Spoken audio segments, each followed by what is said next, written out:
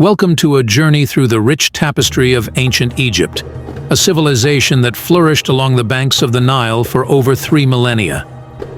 In this 10-minute overview, we'll unravel the incredible saga of one of the world's most captivating civilizations. People settled in Egypt as early as 6000 BC. Over time, small villages joined together to become states until two kingdoms emerged. Lower Egypt, which covers the Nile River Delta up to the Mediterranean Sea in the north, and Upper Egypt, which covers the Nile Valley in the south. The Nile River flows from south to north. So for the ancient Egyptians, the southern part of the country was up. Around 3100 BC, a king, later called a pharaoh, united these two lands to be one country. And so historians begin the long history of ancient Egypt here, dividing it into different periods. Early dynastic period, about 525 years. These early pharaohs worked to keep the two lands under their control. To do this, they claimed they were being watched over by the falcon god Horus, and so the people of Egypt should respect them. They also used record-keeping in the form of hieroglyphic writing to record things like royal decrees and the taxes that the people paid in the form of grain. Old Kingdom, about 425 years, KA 2575 BC to KA 2150 BC. By this time, the pharaohs had enough power and wealth to build pyramids in their honor. That's why the Old Kingdom is sometimes called the Age of the Pyramids. The pharaohs at this time were mostly associated with the sun god Ra, a tradition that would remain for much of Egypt's history. First Intermediate Period, about 200 years. These pharaohs lost power after drought hit Egypt. Instead, local leaders took control of their own communities, and they stopped passing along grain to the central government. Eventually, these local rulers formed independent states. Middle Kingdom, about 300 years. Around 1938 BC, Mentuhotep II reunited the country and began an era known for producing some of Egypt's greatest pieces of art. For the first time, Egyptians wrote stories for entertainment, and pharaohs started construction of Karnak Temple in the modern-day city of Luxor. Second Intermediate Period, about 90 years, ca. 1630 BC to K. 1540 BC. Weak pharaohs again lost control. Invaders from Western Asia called Hyksos ruled in the north. People from Kush, a kingdom south of Egypt, took control in Upper New Kingdom, about 465 years, ca. 1540 BC to 1075 BC. Egyptians took back control and crowned some of Egypt's most well-known rulers.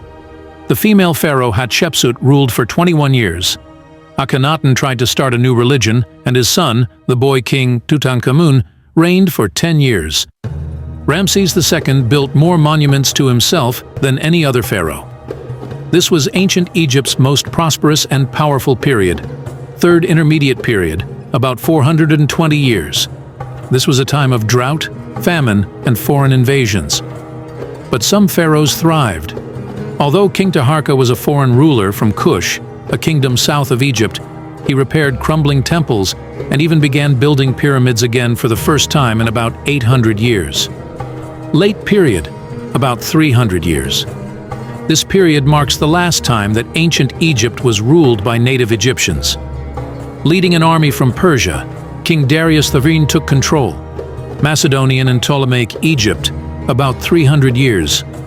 In 332 BC, Alexander the Great conquered the ruling Persians, then gave control to the Greek general Ptolemy I Soter. From then on, Egypt was ruled by Greek pharaohs. The last one, Cleopatra VII, lost a war to the Roman ruler Octavian. Egypt would be under Roman rule for the next 600 years. Most people in ancient Egypt were farmers. They lived with their families in houses made of mud bricks that were near the Nile River. The Nile flooded each year, leaving behind fertile soil for planting crops like wheat, barley, lettuce, flax, and papyrus. As the Egyptians learned how to move river water to their fields, they were able to grow more food, including grapes, apricots, olives, and beans. During flood season, farmers couldn't tend their crops. So instead, some worked building pyramids, tombs, and monuments. Other people worked as scribes, people who recorded events, priests, and doctors. Women in ancient Egypt had more freedom than those in other ancient cultures.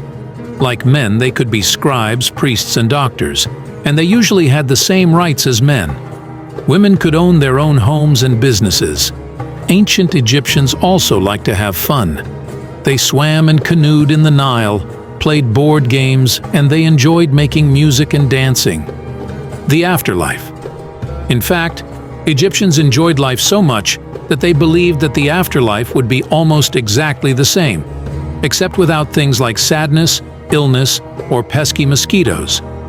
Even pets like cats, dogs, or monkeys would join them there.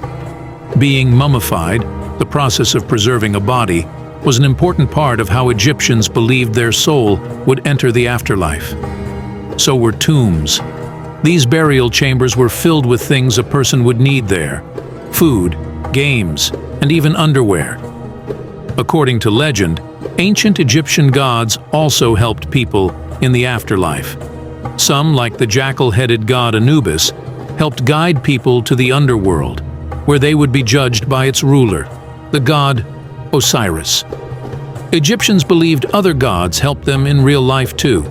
For instance, Osiris's wife, the goddess Isis, helped cure human sickness, and the goddess Tefnut caused the rain to fall. Why ancient Egypt still matters. Today, millions of tourists visit the country of Egypt each year to see the pyramids, tombs, and temples. But these monuments aren't all this ancient culture left behind. Ancient Egyptian astronomers created a calendar much like ours, based on the sun's rotation, and are thought to be the first civilization to measure a year using 365 days. They were also math geniuses. Historians think that division and multiplication were first developed by these people. Plus, how else would they have figured out how to build pyramids without a lot of math? This was also one of the first civilizations to have a written language using a system called hieroglyphic writing, in which symbols, not letters, represent words or sounds. These people even created writing sheets out of a plant called papyrus. Hieroglyphs are carved into most temples and tombs to record names and dates, describe events like battles, and give instructions for passing on to the afterlife.